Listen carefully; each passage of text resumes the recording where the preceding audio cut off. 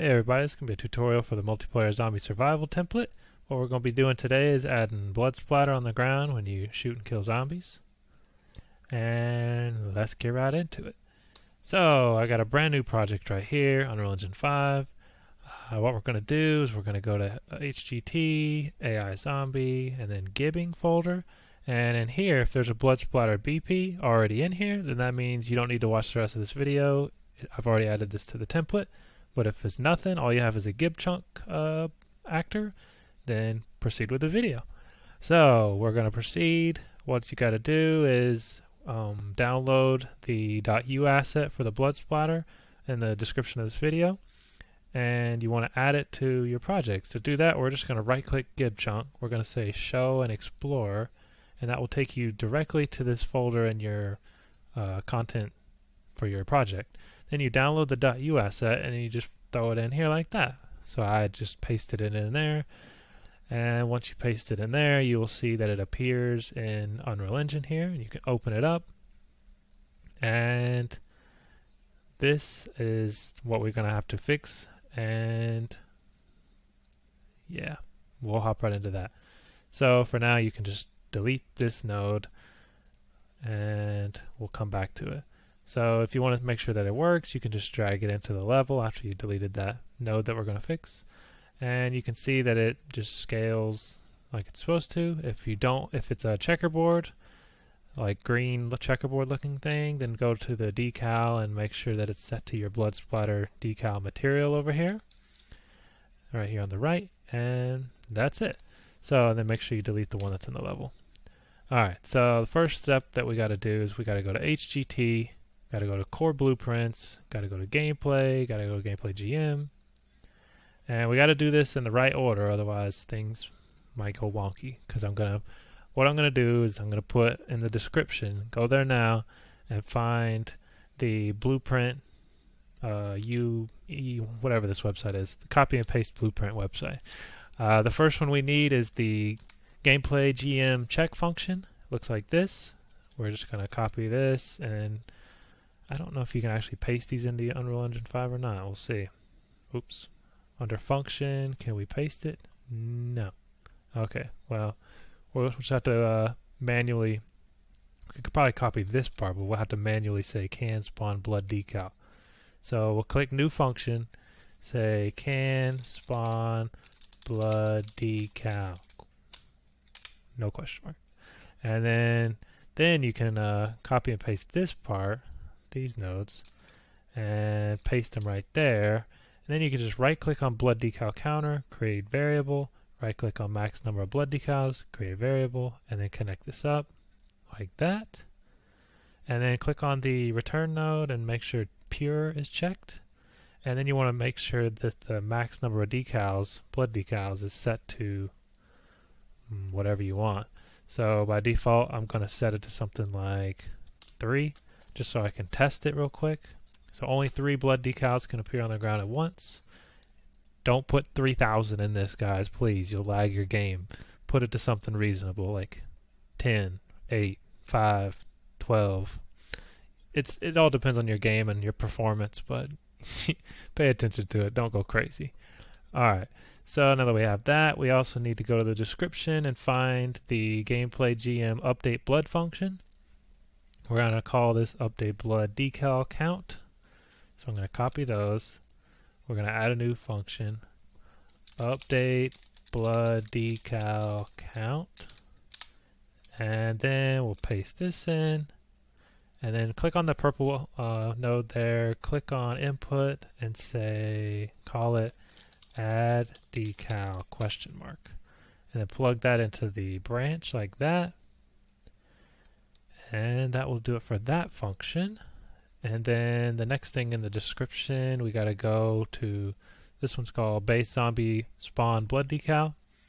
It's a little bit bigger. We can highlight all that and copy it, and then go into our HGT, AI zombie, base zombie.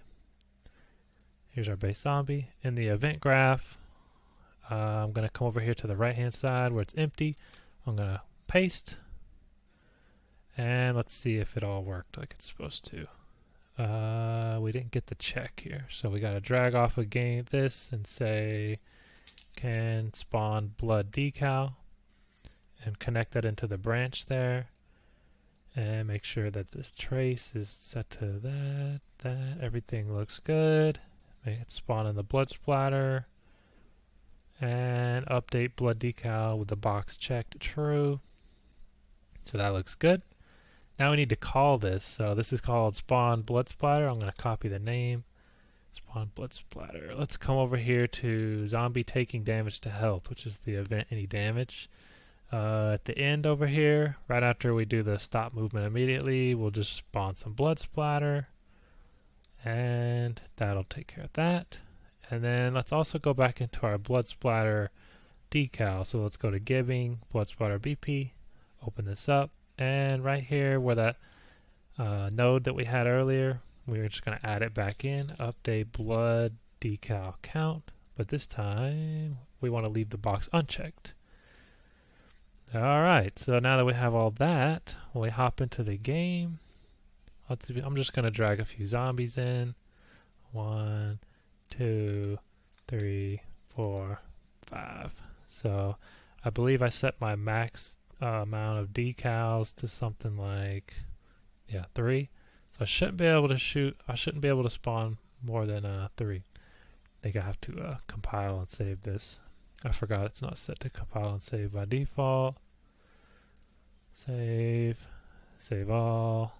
Now let's see. Okay, I don't know what this, I didn't touch any of those, but we'll see what happens. So here we go. We spawn a decal 1, 2, 3, no decal, no decal. So it only spawned 3 blood splatter effects, and then once those fade away and disappear, you'll be able to spawn more. So you can see those are fading away and they're gone. Now I should be able to spawn more. There's one. There's one. Probably spawned one, I'm not sure. Probably hit the max. There's one. So it just keeps a nice tidy limit on the blood splatters. So that way you don't wind up spawning like 1,000 blood splatters and your performance just tanks and getting like 3 frames per second. So what I'm going to do is I'm going to go through and explain just a few things inside the base zombie, right where we added this inside the event any damage. This is where you set how long the body lays on the ground, like it says right here, time body lays on ground before destroying. The minimum time is this variable, time before destroy minimum, which is 6 seconds. The max is 10 seconds. So the body's going to lay there between 6 and 10 seconds, and then he'll destroy. So if you wanted to kind of sync that up, or you can actually set it to one number. You can set this to like 15 if you want. You don't have to use a random range. So between 6 and 10 for the body. So then let's go into our blood decal here, right? We go into the event graph, and we have a bunch of variables down here that I have set up. You have the size, the minimum size, which is 1, the maximum size, which is 3. You have the lifespan, minimum and max. So like our zombie was set to 6 and 10, so we can set ours to say something like 4 and 5. 4 and 5.